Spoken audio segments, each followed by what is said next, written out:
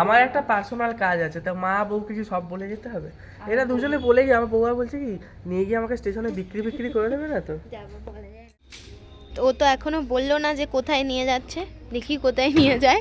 আমি যদি দেখি যে ঠিক পছন্দ হচ্ছে না তাহলে আমি নেমে যাবো তোমার বাইক থেকে, ঠিক আছে? একটা বাইক কিনে সকালবেলা অবজেকশন, পোকা মটন নিয়ে এসেছি।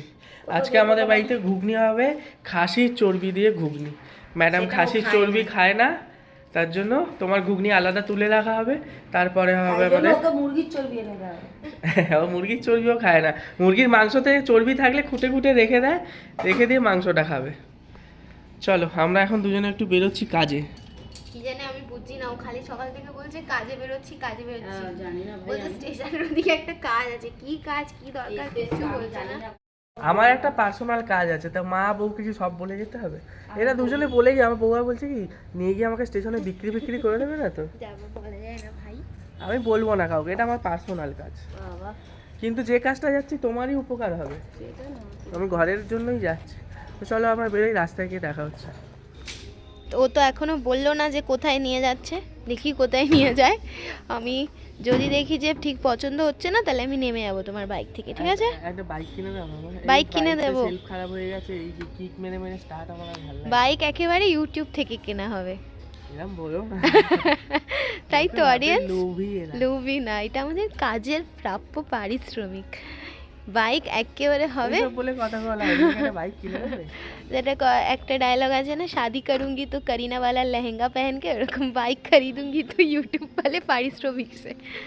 ওইসব বলে কেমন বোঝাচ্ছে তুমি কিকটা মেরে স্টার্ট করে দাও। আমি জাস্ট কিডিং, মজা করছি। আচ্ছা আমার খুব খেতে ইচ্ছে করছে, কি? গলদা চিংড়ির মালাইকারি। গলদা চিংড়ির মালাইকারি কালকে আমার ছুটি আছে, আচ্ছা তাহলে আমরা কালকে একটা ট্রাই করতে পারি। বাবা কালকে করবে নাকি? তাহলে এক কাজ করবো, চলো সানডে কিন্তু আমি ছুটি। এ যা, বাইক বন্ধ, এই জন্য বলি একটা বাইক কিনে রাখ। অডিয়েন্সকে বলো, অডিয়েন্সকে, আমাকে বলে লাভ নেই। বাইক স্টার্ট করি এমন প্রবলেম, ঠিক বসবো, ও বসবে, বাইকটা আবার বন্ধ হয়ে যাবে, আবার ঠিক মারতে হবে। আমাকে একটা বাইক কিনে দেবেন আপনারা কেউ?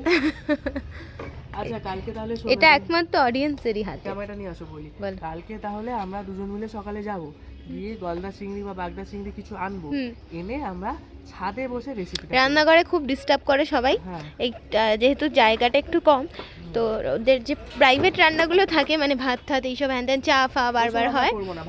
না না ভাত আমরা করবো না, নিচে তো চা ঠা বারবার, এইটার সাথে নানা রকম রান্নাঘরে কাজ থাকে মাদের, তো ওই জন্য আমরা ছাদে উঠে যাব, আমাদের মতন আমরা নিরিবিলিতে করবো। আচ্ছা বলছি, আমরা শিবরাত্রিতে কিন্তু গাজরের হালুয়া বানিয়ে দেবো বলে বাবাকে, তুমি আর আমি, ঠিক আছে? আর শুধু মাকে এখন বলবো না, শুধু যদি আমরা এখন বলি না আমরা ইয়ে করবো, কি বলে চিংড়ি মাছের মালাইকারি ভাত, মা বলবে ওই দিয়ে খাওয়া হবে না, সেই আমাকে আলাদা করতে না, হবে। ওরা তাহলে ভাজা টাজাগুলো করে নিক, ভাত ভাজা ওরা করে নিক, ওটা আমরা extra। এক্সট্রা করে নেবো। চলো তাহলে, চলো টাটা।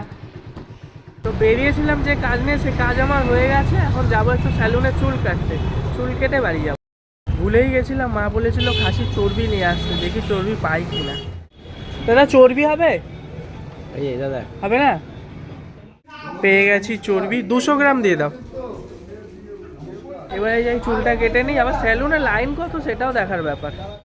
এসেছি মধ্যমগ্রামের নতুন একটা স্যালুনে, এতদিন নিউ ব্যারাকপুরে কাটতাম, তবে কোনো স্যালুনেই না কেটে আমার ঠিক পোষাচ্ছে না, কেউ ছোট করে দিচ্ছে, কেউ তো চুল কাটছেই না, বড় স্টাইল করতে গিয়ে আমার কেটে পোষাচ্ছে না। আবার একটা নতুন স্যালুনে আসলাম, দেখা যাক কী হয়। অনেক দিন পর মোটামুটি একটা ভালো সেলুন পেলাম, সেলুনটা চুলটা কেটে আমি স্যাটিসফাইড। ভালো হয়েছে না? সেলুনের নিয়মই হচ্ছে মাঝে মধ্যে চেঞ্জ করতে হয়, নাহলে এরকম। আচ্ছা এবারে আপনারা বলবেন পেও না, আবার হঠাৎ করে কোথা দিয়ে চলে এলো, পড়াতে গেছিল, আমার এখানে এতটাই সময় লেগে গেল, পড়িয়ে ফিরছে, তাই বললাম আমিও রাস্তায় আছি, চলো একসাথে বাড়ি চলে যাই। তো এখানে ভিড় ছিল নাকি, ওয়েট করতে? আমি ফার্স্টে ঢুকেছি, এত সময় নিয়ে কাটলো।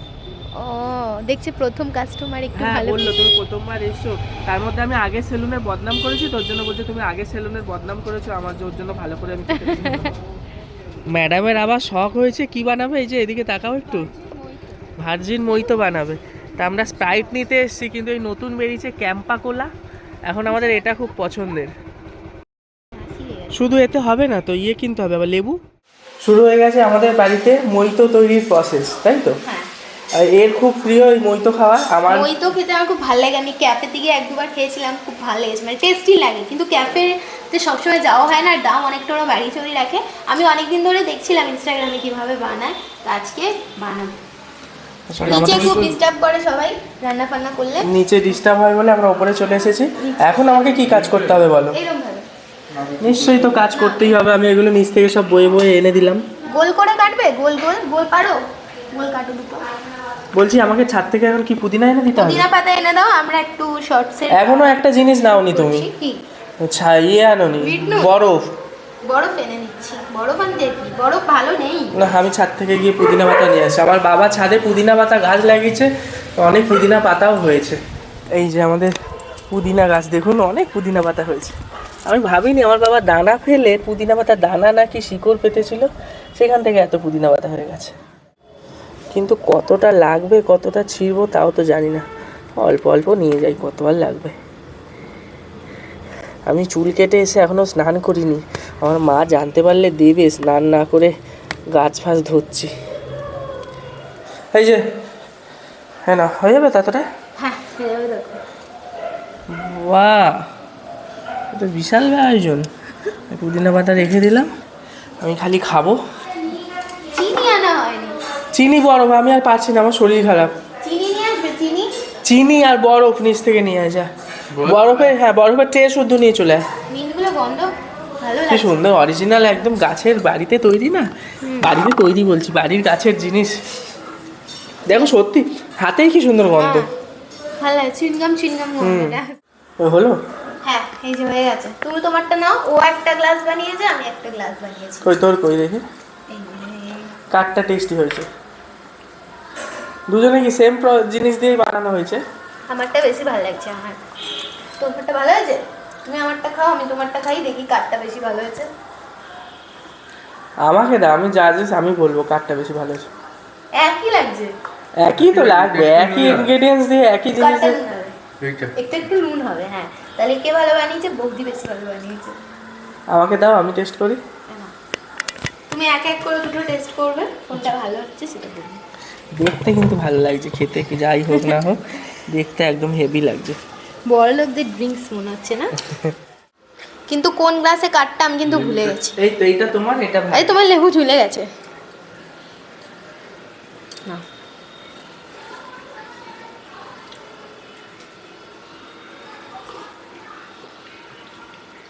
এইটা ভালো হয়েছে, এটাই তোমারটা মনে করো। বলছে আমারটা ভালো হয়েছে। ঠিক আছে, এবার ওটা নিচে ওদেরকে টেস্ট করাতে হবে। চলো নিচে যাই। আর একটু খেয়ে নিই। তুমি তো নিচে নিয়ে চলে যাবে, আমাকে এখন এগুলো পুরো ক্লিন করতে হবে। টেস্টি হয়েছে না? চলো নিচে যাই। জলের মধ্যে যদি এগুলো খাই। আর নয়, নিয়ে যাচ্ছে এবার নিচে টেস্ট করাতে। নিচে টেস্ট করাবো। আরো আছে না আমাদের? আর একটু আছে এটা। চলো দেখো খেয়ে কেমন হয়েছে। এটার দাম 150 টাকা যে কোনো এইটুকুনি কোয়ান্টিটি দেবে না। হ্যাঁ 150 টাকা করে কিনে আমরা খেয়েছি। আর এর মধ্যে একটু নীল রং মিশিয়ে দিয়ে ব্লু লাগুন। আচ্ছা যাদের পয়সা থাকবে 150 টাকা কিনে খাবে, নাহলে খেয়েছি, ভালো খেতে বলো। আমরা চাই বাই থেকে খেয়েছিলাম না?